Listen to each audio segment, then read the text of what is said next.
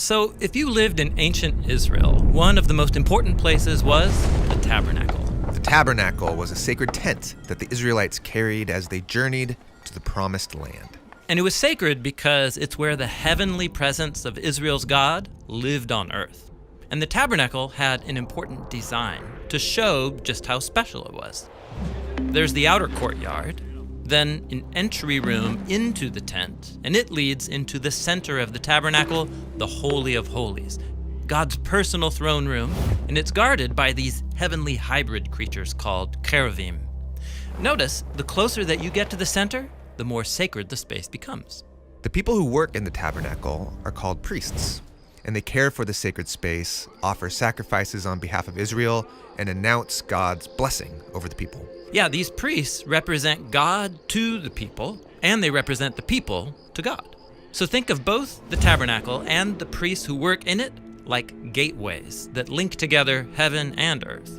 And this is why the tabernacle was eventually brought up to settle on a mountain, because mountains are where earth meets heaven. Now, one thing that's missing in this tabernacle that you would find in every other ancient holy space are idol images that physically represent the God. Oh, right. Israel's God explicitly commanded them to not make any idol images. And that's because in the Bible, all humanity is God's image. This is what we learn in the first pages of the Bible, where Adam and Eve, in Hebrew their names mean human and life, they're called God's image, which means they represent God in his holy space. And that holy space is a garden in a land called Eden. Yes, and the story is designed to show that Eden is the reality that the later tabernacle symbolized and pointed back to.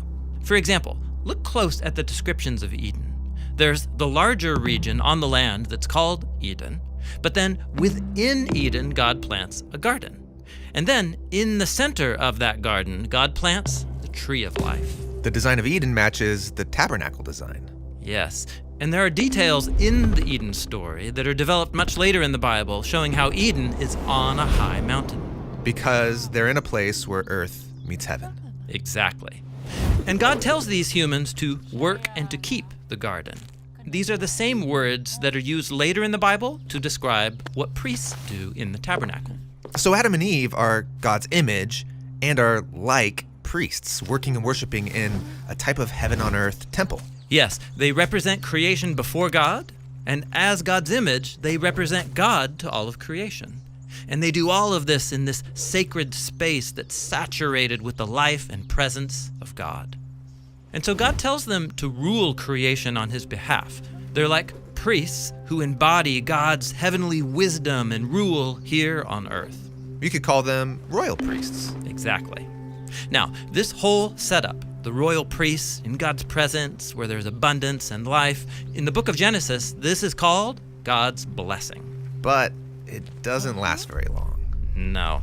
Humanity is deceived by this rebellious creature. They're unsatisfied with being images of God, and so they make a grab at being God, ruling creation on their own terms. And so God exiles them from the garden. And God places cherubim at the door of Eden to guard the way back in. This is tragic. Humanity has given up the role God made them for. But it's not the end.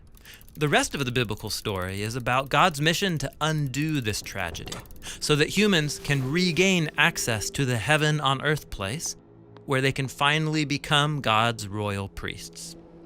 It all begins with a promise that God makes to Adam and Eve that he will raise up one of their descendants to rule over and defeat that deceiver.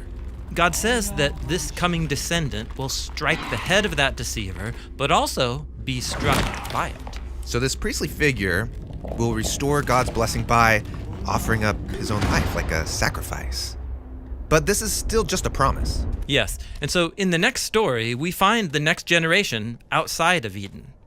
Two brothers at the door of the garden are offering sacrifices to God, kind of like priests. Maybe God will accept these offerings and they can get back into Eden. But sadly, one brother, Cain, gets angry because God favors his brother Abel's sacrifice, and so Cain murders his own brother. Then Cain is exiled even further from Eden and from God's blessing. And over time, Cain's anger plunges humanity into widespread violence. Humans really need that coming royal priest to rescue them. Yes, and that's the hope that this whole story is designed to generate. And so in the next few videos, we're going to explore the theme of this coming royal priest throughout the story of the Bible. We're going to see how the stories of Abraham and Moses and David all point forward to Jesus, who is the ultimate royal priest. Jesus, the one who will restore the blessings of Eden. So that all humanity can become the royal priests that we're made to be, ruling the world together on God's behalf.